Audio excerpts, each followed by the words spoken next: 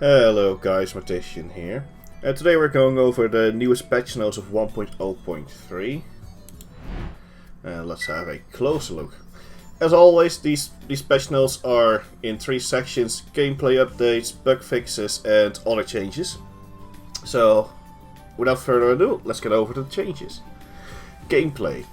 Updated all game translations. Added a new party loot option, Killer, giving the item to the party member who dealt the most damage to the monster.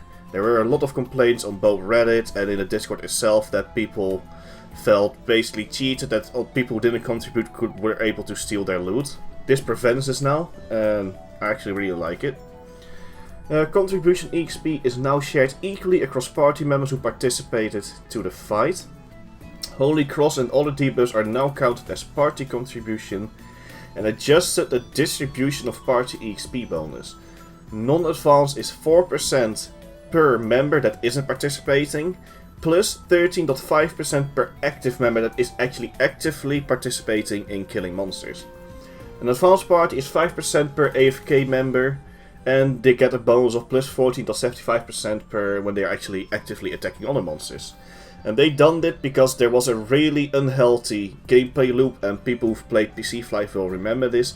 There was basically everywhere parties with just one person actively killing, with seven clients open in the background to fill his own party, and there was just AFK around him to give the biggest XP boost ever.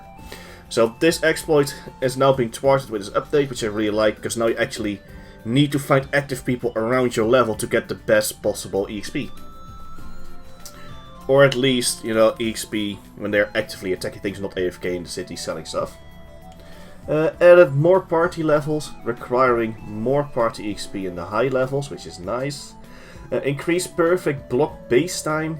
This is the Acrobat skill, which gives like a flat 20% block rate at level 20. Increase Heart of Fury base time. This is the new Knight skill. And it basically converts your percentage of your FP, in the top of my head is 15% FP, into raw attack. Every attack, and the base time was 5 minutes, and not sure to what they increased, but they increased the base time, which is really nice. They increased the dex scaling of triple shot, and increased the stun time of triple shot too, really nice, because triple shot should replace junk arrow, so hopefully this actually makes that. Yeah, people are using triple shot now. Increased strength scaling of Grand Rage. Grand Rage is the other new Knight skill that, if you use it on a monster, it converts a portion of that damage into FP. So this is a really nice combination with the Heart of the Fury skill. So you basically don't need to chuck down FP pots 24/7 while using it. Increased base damage of Bloody Strike. That's the BP skill. Increased strength scaling of Earth Divider, that's another Knight skill. Ice Arrow now has a 100% slow probability in PvE, with a slightly lower speed debuff. Okay, that's really nice, because if you're like a hit and run ranger, then not getting that slow percentage on specific mobs can really mess up your clear. Though, but yeah, so to trade for this, for like the consistency, we have like a lower speed debuff. Like it's like I think it used to be 30%, and maybe it's gone down to 20 or 25%. So you might need a speed buff from an assist to be able to outrun them, but it's a nice compromise. Adjusted several giant special attack casting times, as some were way too fast. Yes, the main problem with this, if you were a melee class, there wasn't enough time to outrun the telegraph attack that would one-shot you, unless you were full stamina, by giants. So this is a nice adjustment, definitely a really nice quality of life. I really hope they actually keep a close eye on this to make it fair for all classes to farm them. So, very nice. Reduce the power of reflex damage in PvP. Yeah, certain reflex skills were really strong, especially if you were like a full stamina knight or a full stamina sidekeeper. If you were able to tank one of their big shot DPS skills, then you would instantly kill them in the reflect damage. I like that, but apparently the devs didn't. Remove the knockback effect of multi-stab. Increase the animation speed of Tamping Hole while flying. Temping Hole is the level 15 assist skill. Increase the penya cost of items enhancement for high upgrade and piercing levels. So those of you who already done piercing and upgrading their gear, well, that's good for you. It's going to be a little bit less funny if you still have to do it, like me.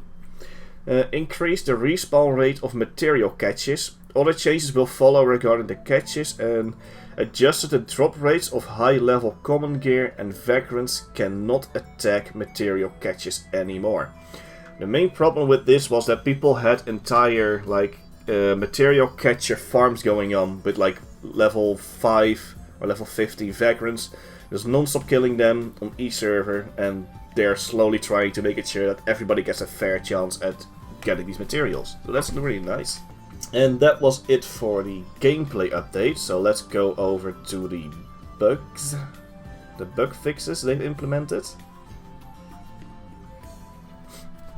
Okay, here we go. Bug fixes. Fixed incorrect MP bonus on mental necklace plus 20.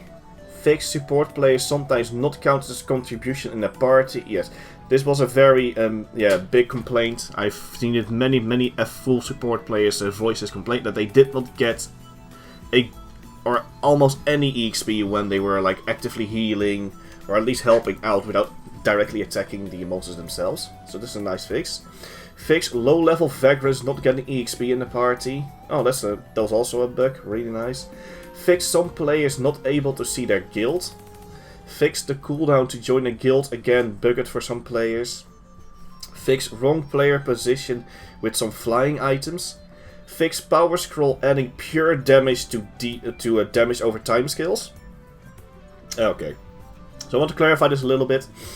Certain skills like the Poison Cloud or Poison Arrow, like Poison Cloud from Elementus and Poison Arrow from Ranges, they have a damage over time effect which is like really low. But the problem with the Power Scroll, the premium item Power Scroll, was that it gives like the last version gives 600 attack. That 600 attack will be directly added to the to each tick of the damage over time skill. So normally it would only increase like plus 20 damage, but now it added 600 raw damage to it. It made it really potent to use it for like mobbing on bosses or even in arena. So I'm glad they fixed it, because even though it was really fun using it, it was too strong to be left alone. Fixed Shield Bash skill bonus, which could be obtained on two-handed weapons. That's nice. Fixed material catcher spawning in restricted areas. Fixed the possibility to target several material catches at a time if they were far enough. Okay. Fixed giants resetting if they kill someone not in the party with a special attack. Fix monsters not able to attack when facing invisible walls and terrain slopes. Fix objects where idle monsters could get stuck in Darken 1. Fix a server issue related to the weekly arena ranking. Okay, so these are all some nice small fixes. Let's go over to the final section, which is the other changes. Dual requests will now cancel by default if you press enter. Adjusted the system triggering a captcha challenge. Yeah, this was a major problem if you were a hit and run class, like for example Elementer. A lot of Elementers they mob the entire area, and it takes quite a decent time for them to kill them. And a lot of Elementers had a problem that in the middle of them killing these monsters, this giant pack, they would get a captcha thrown in their face that they had to solve in time before the mobs caught up with them, or they could use their healing food. So a lot of Elementals' lives have been lost due to the captcha challenge. So that was pretty funny, but it is also really annoying when it happens to you. Private shops are now opened with left click, even with right click option checked. Hide other players option also hides the vendor shops to reduce lag. This is really nice, because if you had like a low end PC or a low end laptop / mobile phone, then the sheer amount of shops could completely lag you out. So this is a nice change. Right click can now be used to view equipment of a player while he has a private shop. Okay, that's nice. Scroll of S Protect Low can be used with the safe upgrade window. Okay, this you had to do it manually, and now you can actually use the S Protect Lows that drop for monsters in the safe upgrade window, which is nice. Added an ignore/unignore shortcuts in chat menu. Oh, that's really nice. Now you can like mute people from the chat shortcuts. And that's it for the changes.